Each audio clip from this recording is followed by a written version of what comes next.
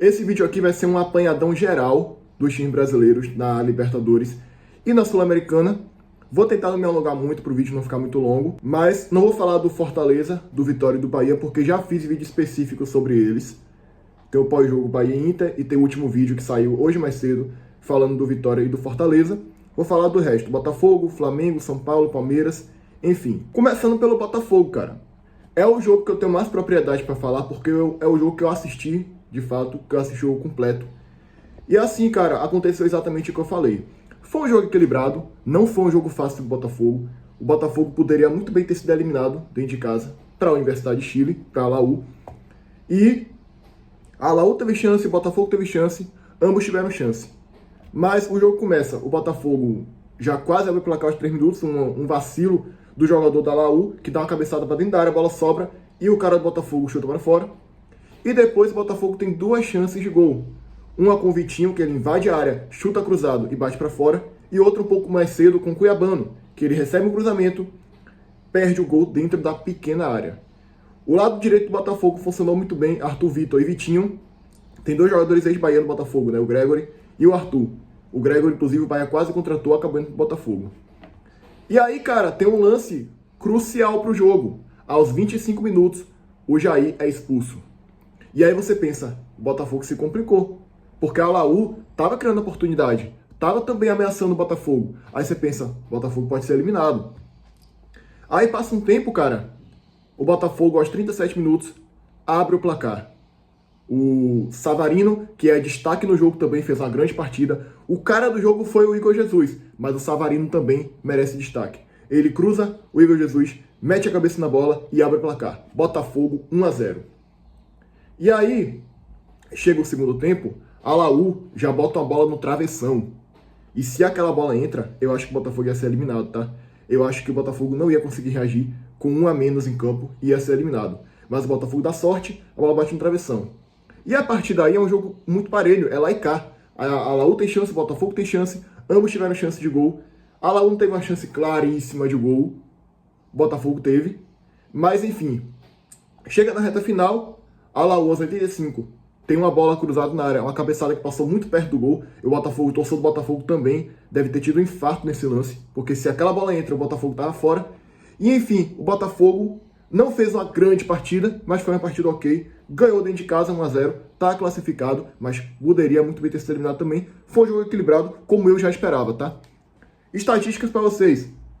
17-15 finalizações para a Laú, mais chutes a gol, 3-1 no Botafogo. Curiosidade, hein? Foram 32 chutes totais e só 4 chutes a gol. Ou seja, os times pecaram muito na precisão das finalizações. Posse de bola, olha que interessante.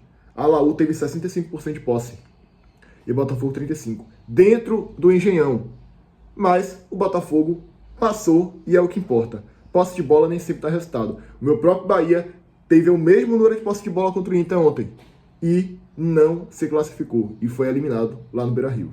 O Botafogo foi a campo com John no gol, Alex Telles, Alexandre Barbosa, Jair Paula, Vitinho, Luiz Eduardo, o lateral Eduardo, Savarino, Marlon Freitas, Gregory e de atacante Igor Jesus e Arthur Vitor.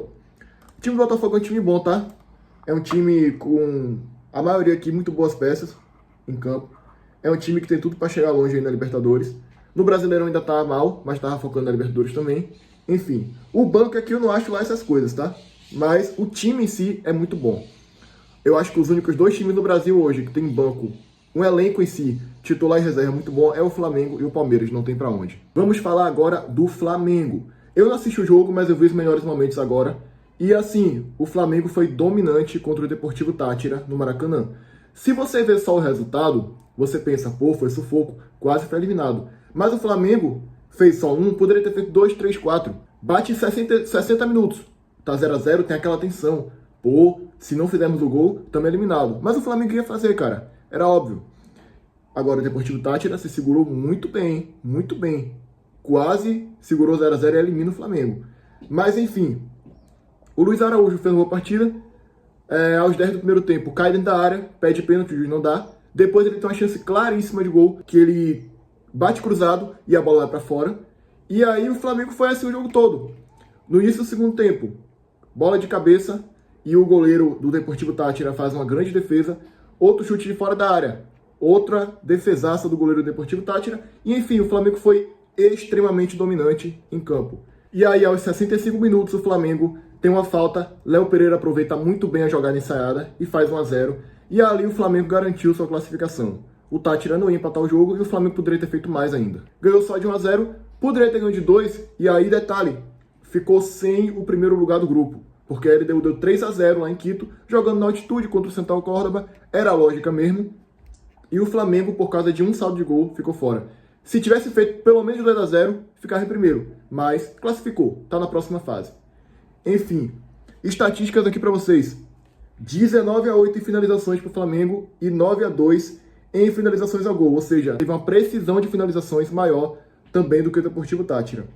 Posse de bola, Flamengo teve 62%, também dominante. Enfim, o Flamengo de forma merecida classifica, mas não em primeiro. E aí eu quero trazer um ponto aqui. É melhor passar em primeiro ou segundo lugar? Porque assim, o Palmeiras foi primeiro, o São Paulo também. E pode pegar o Flamengo e o Botafogo, ou seja, passar em primeiro e segundo não garante você pegar um adversário bom ou ruim na próxima fase. Não garante nada. Por isso que nem tanto faz passar em primeiro ou segundo.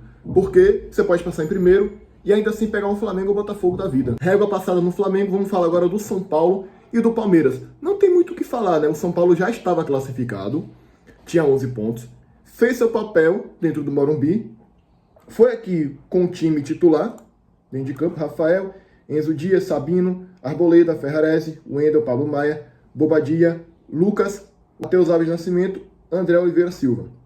Então, São Paulo fez seu papel. Se você pega a estatística, o Tadieres finalizou mais, teve 15-9 finalizações, no gol 5-3, mas o que conta é o placar de 2-1, e aí o São Paulo vai a 14 pontos, fica numa posição melhor de ranking ali, para pegar um adversário melhor na próxima fase, e é isso, cara. E o Palmeiras meteu 6-0 no Sport Cristal. É o Bayern de Munique da Libertadores, cara, não tem jeito, é o Bayern de Munique das Américas. Sempre passa com 18 pontos, 16 ali, 15. Não tem jeito, cara. O Palmeiras chega muito forte para ser campeão de novo da Libertadores.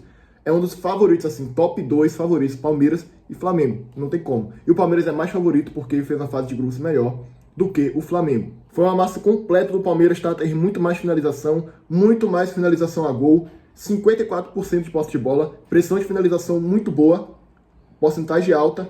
E, enfim, escalações. Marcelo Lomba no gol, Vanderlan, Micael, Bruno Fux, Marco Rocha, Maurício, Rafael Veiga, Aníbal Moreno, Richard. Nem foi o time 100% titular, tá? Se eu não me engano aqui. O Everton não jogou. E ainda assim o Palmeiras deu 6-0 no Sport Cristal. O Bolívar goleou na altitude, muito difícil de jogar lá. Goleou o Cerro Porteño por 4-0, mas ainda assim o Cerro Porteño classificou em segundo lugar do grupo. E o Palmeiras, com 18 pontos, avassalador, está classificado de forma merecidíssima para a próxima fase. Vasco e Melgar. O Vasco fez seu papel. Meteu 3-0 em São Januário, conseguiu a vaga em cima do Melgar, de uma forma até tranquila. A situação não estava tranquila antes do jogo, tinha que vencer, o empate eliminava, mas dentro de São Januário o Vasco se impôs e meteu 3-0 no Melgar. Finalizações, o Melgar teve mais, 15-14, mas o Vasco teve mais precisão nas finalizações, 5-3 em cima do Melgar. Aproveitou mais a chance, teve mais posse de bola e meteu 3-0 e passou. Não tem muito o que falar. Agora o Corinthians, irmão, o Corinthians foi eliminado de uma forma vexatória, viu? O Corinthians pegou o Huracan da Argentina, que beleza, é um time chatinho, mas não é um Boca Juniors, não é um River Plate, nada disso. E aí eu falei que o Corinthians precisava vencer o jogo, porque a América de Cali ia enfrentar o lanterna do grupo, com um ponto ganho. Aí o Corinthians perde o jogo. E o América de Cali empatou. O América de Cali empatou com o Racing do Uruguai, que não tinha feito nenhum ponto ainda na competição. O primeiro ponto foi justamente esse empate. E aí o Corinthians precisava só de um empate para classificar a próxima fase. Precisava de um empate. O Corinthians perde o jogo.